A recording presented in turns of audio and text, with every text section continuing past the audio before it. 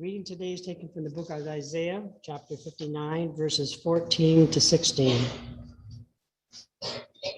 Justice is turned back, and righteousness stands afar off. For truth has stumbled into the public squares, and uprightness cannot enter. Truth is lacking, and he who departs from evil makes himself a prey. The Lord saw it, and it displeased him that there was no justice. He saw that there was no man, and wondered that there was no one to intercede.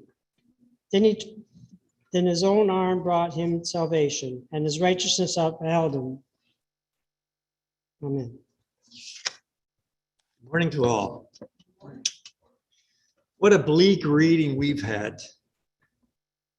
We look around and there's nothing, and truth is forgotten.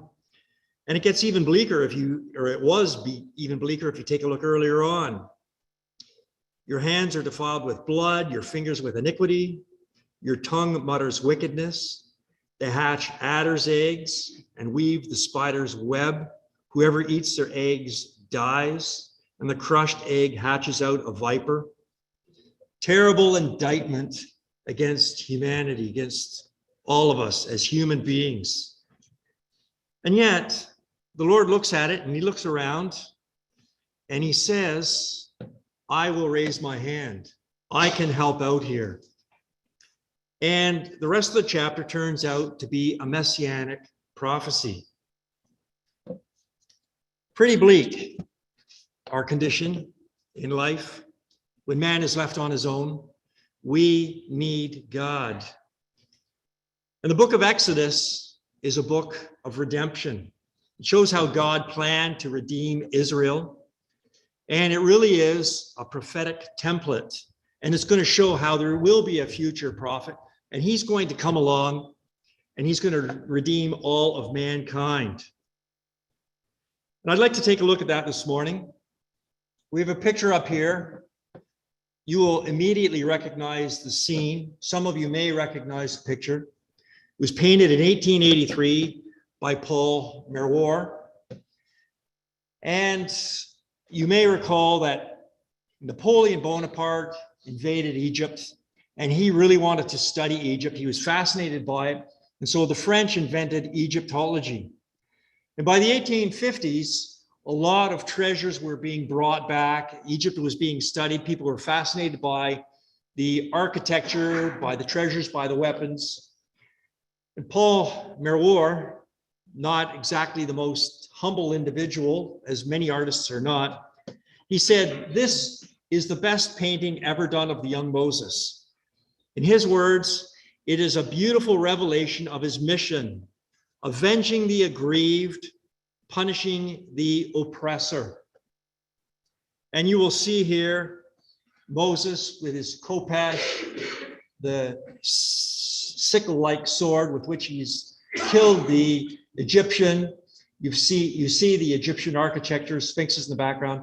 And you'll also notice that there's a witness hiding in the doorway and somebody else looking around the corner. Are they looking for somebody to come? What is going on here? But it's very much in the style that would be written by somebody who's been imbued with French revolutionary ideas. He's got his hand in victory, or his foot in victory on the chest. And this is what freedom and equality, etc., all the goals of the French Revolution are about. But of course, revolutionaries, they want to do it themselves. They want to solve problems themselves. They think they can do it without God, apart from God. And sometimes we are caught in the same thing. We think that we can solve problems, we can work ahead and do it. And that's what we see with Moses as well. Moses is going to take something into his own hands. We can, I think, put aside this picture, French revolutionary ideas, and go to the text. This is what we really need to do. We really need to look at the text. What does God say? Put aside our own suppositions. So let's look at Exodus 2, starting at verse 11. One day, after Moses had grown up, he went out to his people and saw their forced labor. He saw an Egyptian beating a Hebrew, one of his kinsfolk. He looked this way and that, and seeing no one, he killed the Egyptian and hid him in the sand.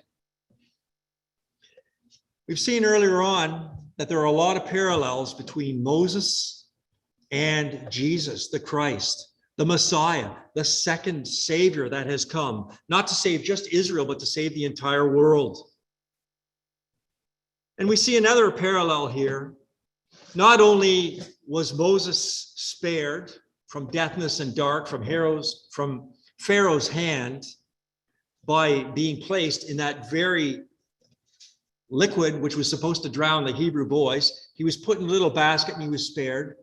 And we've seen that Jesus was also spared from Herod when he had the killings done in Bethlehem.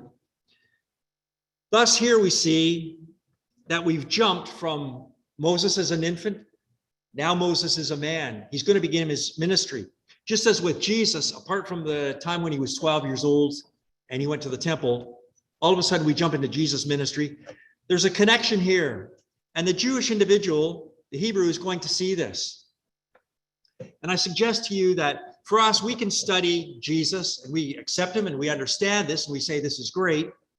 But for a Jewish person who really wants to understand Jesus, they have to see the connection between Moses and between Jesus. Otherwise, they think Jesus is just another false Messiah. But there are so many connections, so many parallels. As I suggested earlier on, Exodus is that prophetic template for understanding the Christ and Jesus as the Christ. Another parallel here. Moses goes out to his people and he looks around and he sees them. Now, this is not, he's going out, I wonder what the Hebrews are wearing this season. No, he's looking on them with compassion. And Jesus does the same thing. He sees the crowds and he's filled with compassion for the harassed and they're without a shepherd. And Moses sees this too. And he's likely heard about what's happening to his kinsfolk. They're forced to work hard in labor. And he sees it. And he looks this way and he looks that way. And he sees no one. Now, sometimes we think this is a little bit furtive. And that's what Marwar tried to show in his picture. Maybe it's at night that Moses does this. But from the reading earlier on, if you recall that, the Lord looks here and he looks there, and justice is not coming. Moses looks here, he looks there. There is no justice coming for these people who are my kinsfolk. We'd like to know how he discovered that these Hebrews were his kin. We don't know that. We're not told that. But he's filled with compassion and he's outraged that this type of oppression is going on. And he thinks that he can solve the problem. Now, he's raised in Pharaoh's court. He's an intelligent man. If Josephus is right, he was an army commander. So all of these things kind of combine and come together for him. And Moses thinks he can take it into his own hands and he can help his people. And so he kills this Egyptian. Now, immediately he knows that he's done something wrong because he has the body hidden in the sand. You can't just go around killing individuals. You couldn't do it in Egypt. You can't do it now. We get a little bit of a insight into perhaps his motivation when we take a look at Stephen's sermon. If we flip to Acts 7, and I mentioned earlier, if you want to appeal to a Jewish individual that Jesus is the Messiah, you have to make the connection between Moses and Jesus. And that's what Stephen does. He's preaching to Jews. The early church is formed. And he says, when he was 40 years old, Moses, he goes out, he wants to defend the oppressed man. He avenges him by striking down the Egyptian. And here's the motivation that Stephen gives. He supposed that his kinsfolk would understand that God, through him, was rescuing them, but they did not understand. Why does Moses do it? I am going to be your defender. I am going to rescue you. What's the reaction? Back in Exodus. Next day, Moses sees two Hebrews fighting. And he said to the one who was in the wrong, why do you strike your fellow Hebrew?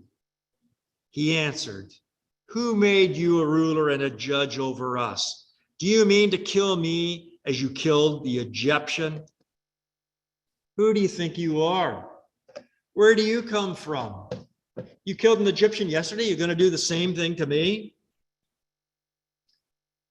What is the reaction to his attempts to rescue these people?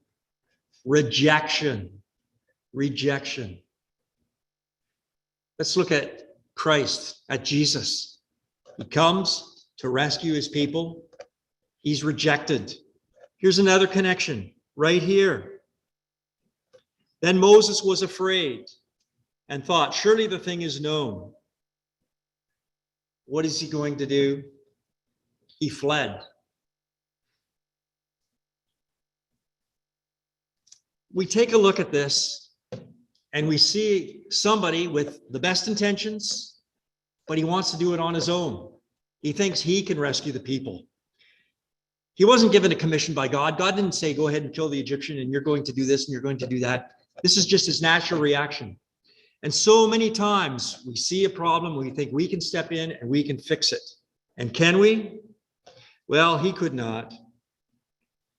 He's rejected. And we see right in the very beginning of the Gospel of John that this is pointed out as well. Jesus comes to his own and his own received him not. Jesus is preaching in Nazareth. Do the people think, hey, this is great? They want to throw him off a cliff. Who's this man? He's the son of Joseph, the carpenter. We know his brothers. We know his mother. Moses, who do you think you are? Who made you the judge?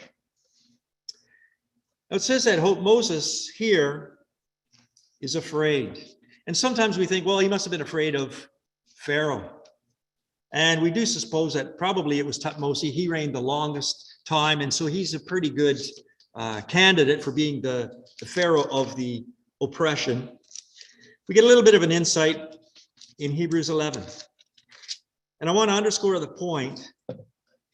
Hebrews 11, this book, Hebrews, was written to the Hebrew people. It was written to Jewish people. And again, we have to make the connection. If you're ever speaking with a Jewish person, you have to make the connection between Moses and Jesus.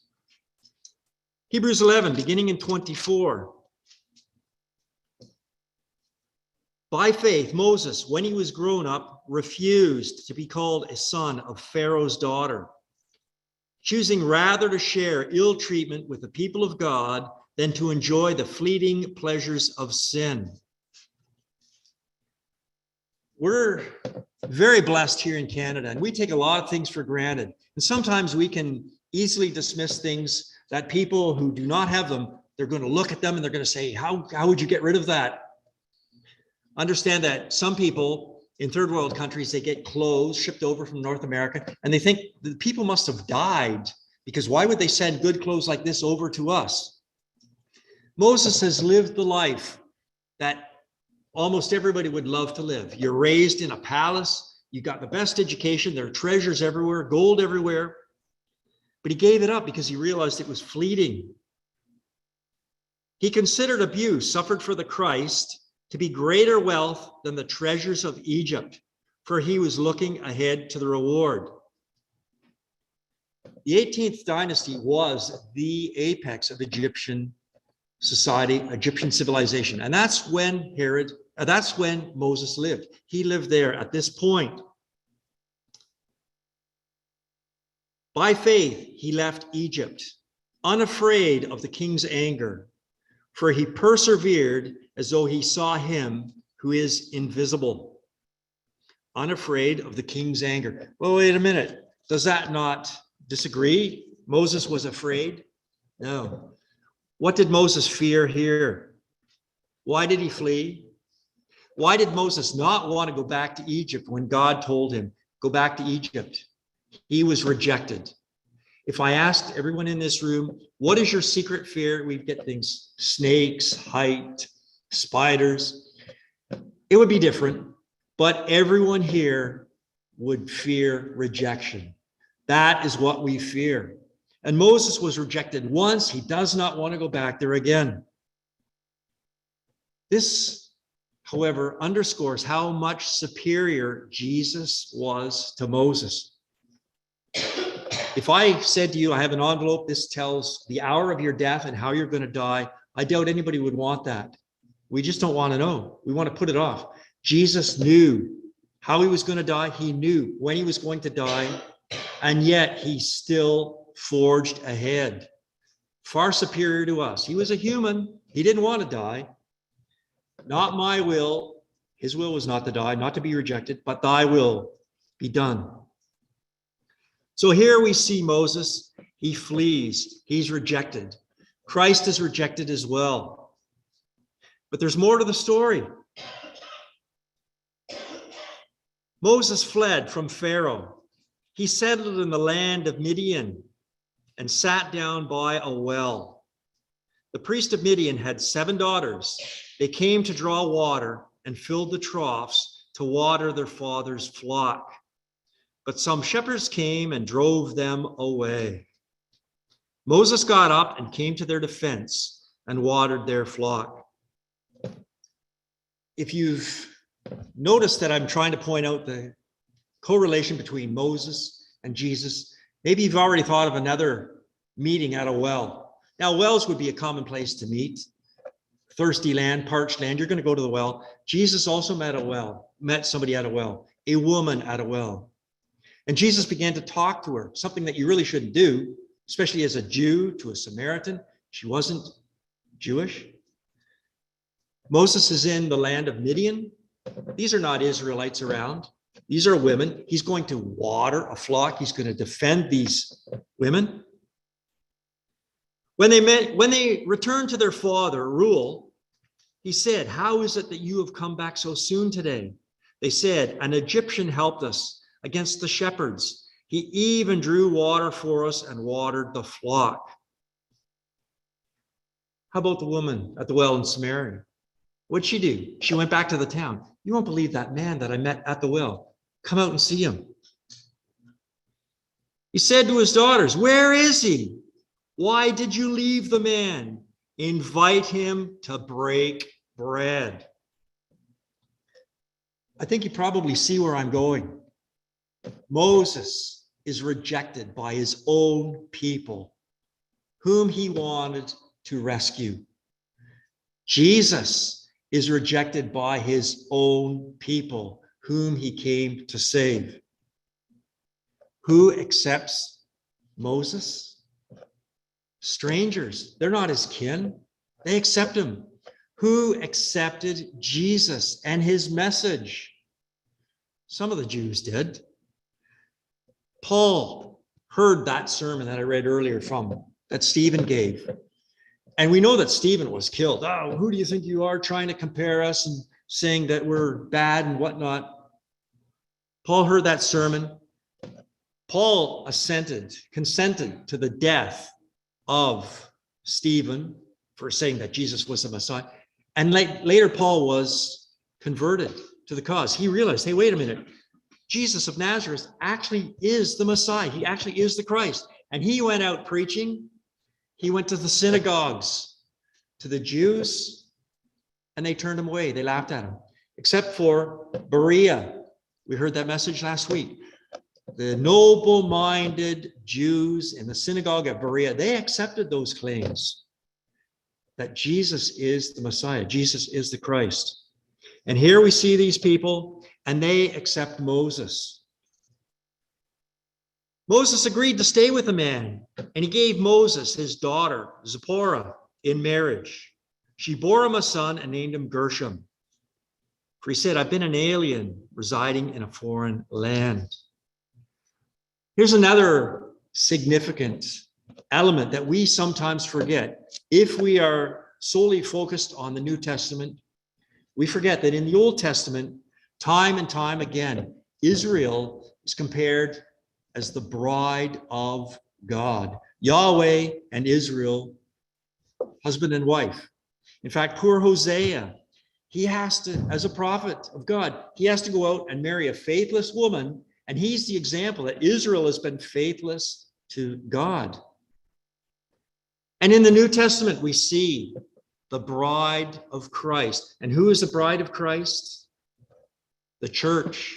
And the church is largely composed of people who are not Jewish, largely composed of Gentiles. Moses, rejected by his own, Moses marries one who is not even of his own tribe. Very, very key to understand this. And the Jewish people who will study this, those noble Bereans, they are going to see the connections. Gershom, the name Gershom means alien, stranger.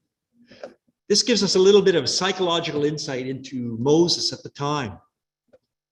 Is he considering, well, I was an alien in Egypt? Well, he was. I'm an alien here in Midian? Well, he is. Well, again, from that reading from Hebrews that we just did, he's looking forward to something far better. We are aliens ourselves. We're aliens here on this earth. And we have to remember that and look forward to something far better. Now, the final verses show us what God is doing. This is giving us the element and the key to salvation for the Israelites and for us here today. After a long time, the king of Egypt died.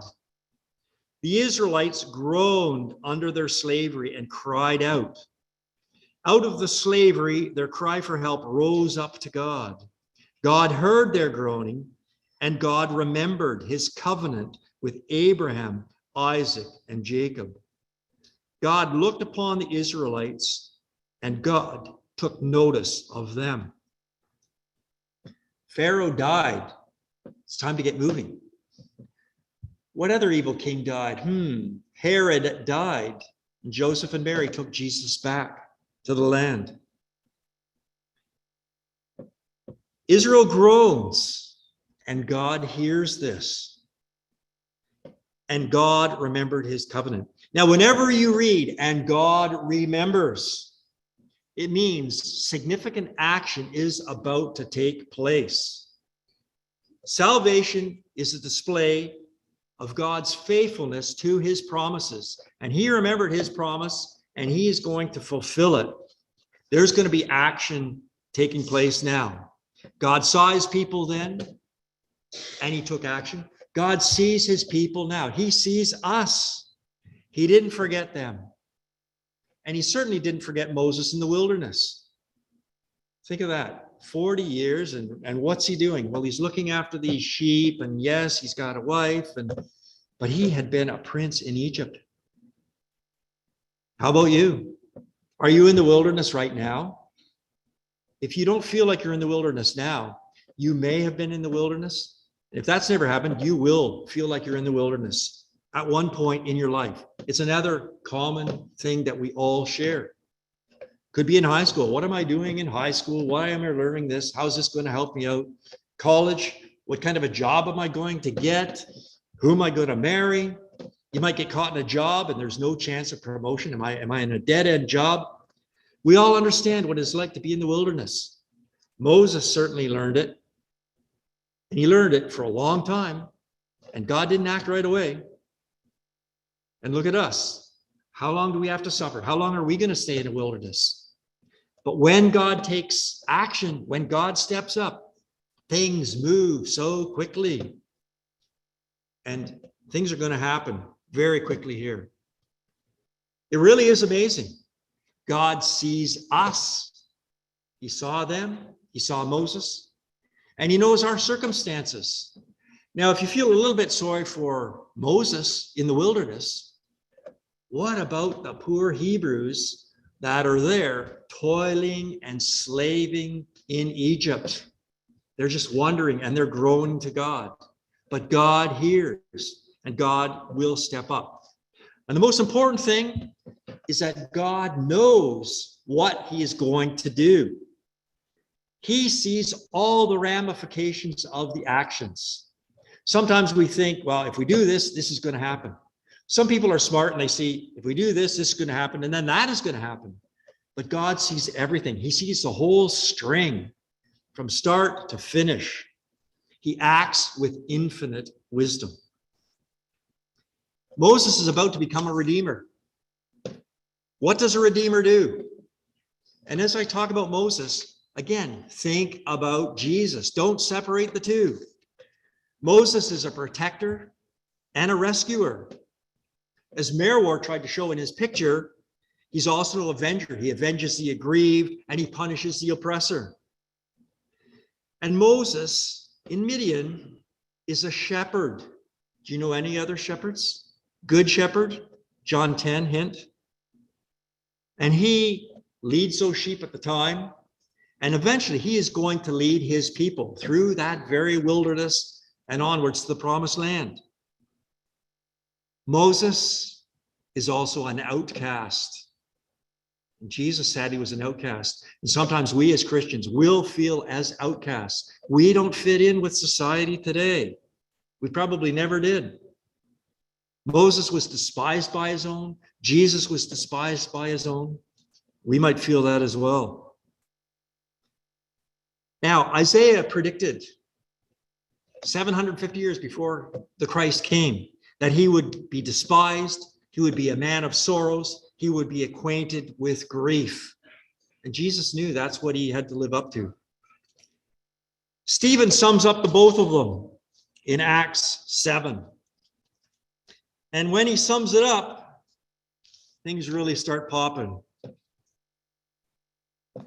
You stiff-necked people, uncircumcised in heart and ears, you are forever opposing the Holy Spirit, just as your ancestors used to do.